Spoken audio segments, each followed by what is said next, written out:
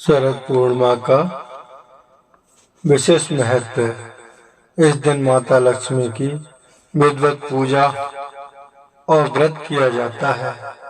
इस वर्ष शरद पूर्णिमा की शुरुआत 28 अक्टूबर से हो रही है। इस दिन दिवाली की तरह ही माँ लक्ष्मी की पूजा की जाती है।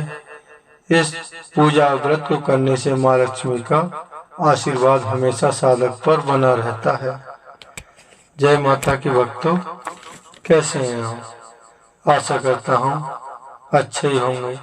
आज मैं आपको शरद पूर्णिमा की व्रत कथा सुनाने जा रहा हूँ। कथा को ध्यान से सुने तभी कथा समझ आएगी।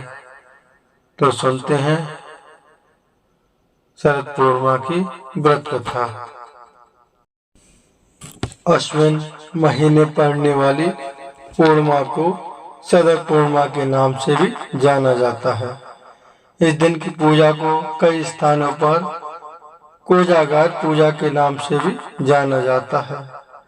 इस दिन स्त्रियां अपनी संतान की खुशहाली के लिए व्रत करती हैं, इसलिए इसकी कथा भी संतान प्राप्ति और उसकी रक्षा से जुड़ी हुई है। व्रत के इस दिन कथा का पाठ करना जरूरी माना जाता है। ऐसे में आइए जाने क्या है शरद पूर्णिमा व्रत कथा। शरद पूर्णिमा व्रत कथा। तो मेरे जय माता के भक्तों, पौराणिक कथा के अनुसार एक नगर में एक साहूकार की 2 पुत्रियां थीं। दोनों ही पूर्णिमा का व्रत रखती थीं। बड़ी पुत्री व्रत पूरा करती थी, लेकिन छोटी पुत्री व्रत को बीच में ही अधूरा छोड़ देती थी, जिसके कारण छोटी पुत्री को संतान प्राप्ति में दिक्कतों का सामना करना पड़ रहा था। उसकी संतान जन्म लेते ही मृत्यु को प्राप्त हो जाती थी। जब छोटी पुत्री ने पंडितों से इसका कारण पूछा तो उन्होंने बताया कि ऐसा तुम्हारे व्रत अधूरा छोड़ने के कारण हो रहा है।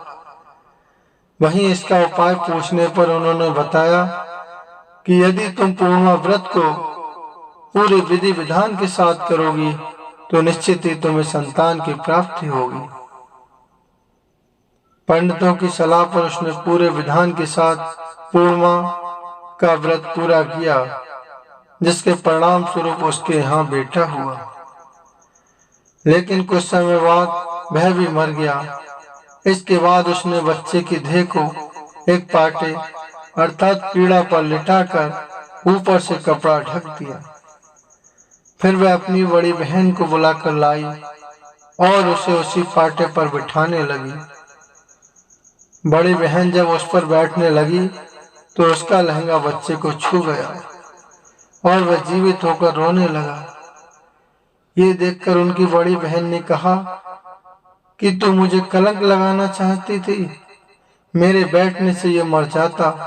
इस पर छोटी बहन ने उत्तर दिया कि ये बच्चा तो पहले से ही मृत था, बल्कि तेरे ही भाग्य से जीवित हो गया। इसके बाद दोनों बहनों ने सभी नगरवासियों को शरद पूर्णिमा व्रत की महिमा और विधि बताई। तो सुनते हैं शरद पूर्णिमा व्रत की महिमा और विधि।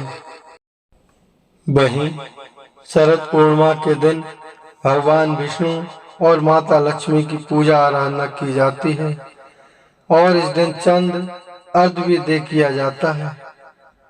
ऐसे में पूजा सूचक प्रारंभ होने से पूर्व कर लें और ग्रहण की समाप्ति के बाद मंत्रों का जाप करें, चंद्रमा को अर्घ्य दें, दान पुण्य करें।